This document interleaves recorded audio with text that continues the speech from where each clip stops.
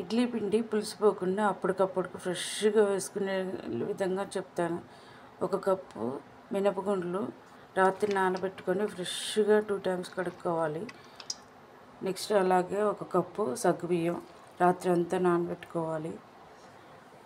అలాగే దానికి సరిపడేటట్టు ఒక 5 కప్పుల ఇడ్లీ రవ్వ శుభ్రంగా 2 టైమ్స్ రాత్రి నానబెట్టుకోవాలి కడుక్కొని. మార్నింగ్ కూడా 2 టైమ్స్ కడుక్కోవాలి.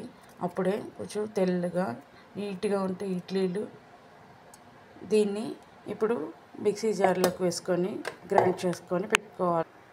ఈ విధంగా మిక్సీ జార్లోకి వేసుకొని గ్రైండ్ చేసుకునేటప్పుడు కొంచెం కూల్ వాటర్ పోస్తే ఇడ్లీలు తెల్లగా సాఫ్ట్గా వస్తాయి.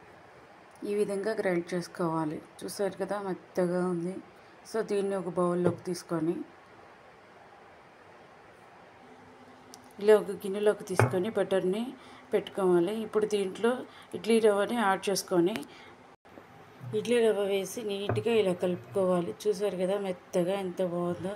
సో దీన్ని ఒక 10 మినిట్స్ కానీ ఒక 15 మినిట్స్ కానీ పక్కన పెట్టేసుకోవాలి.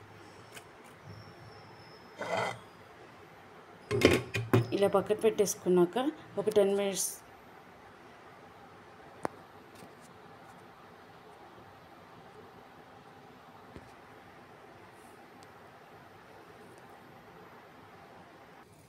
చట్నీ కోసం శనగిత్తనాలు వేయించుకొని పెట్టుకోవాలి. శనగిత్తనాలు, కొబ్బరి అండ్ దీంట్లోకి కొంచెం జీలకర్ర,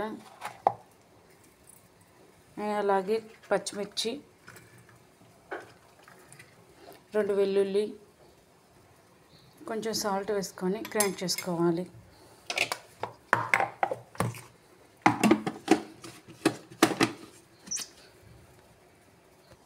ఇలా మెత్తగా గ్రైండ్ చేసుకోవాలి. ఇలా గ్రైండ్ చేసుకున్న తర్వాత దీనికోసం తాలింపు పెట్టుకోవాలి.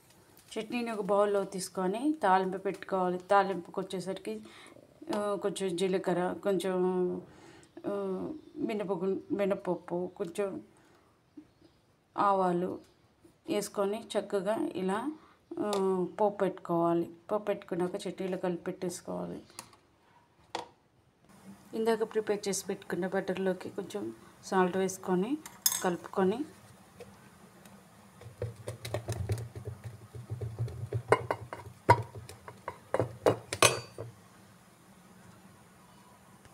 ఈ విధంగా ప్లేట్లో పెట్టేసుకోవాలి. పెట్టేసుకున్నాక దీన్ని ఇడ్లీ పాత్రలో పెట్టేసి 10 మినిట్స్ ఇలా ఇడ్లీ పాత్రలో పెట్టేసి ఒక 10 మినిట్స్ కుక్ చేయాలి. ఇడ్లీ రెడీ అయిపోయిందండి. చూద్దాం.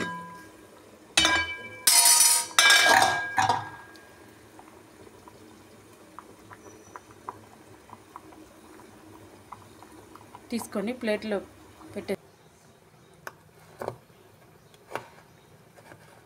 రిమూవ్ చేసేసి బౌల్లో ప్లేట్లో పెట్టేసుకొని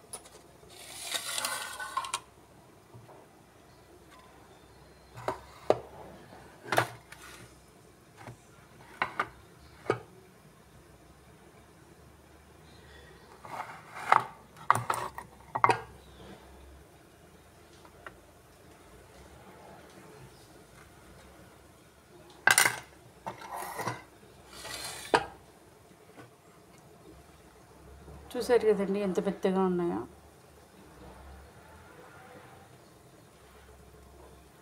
సగ్గుబియ్యంతో ఇడ్లీ రెడీ అయిపోయినాయి.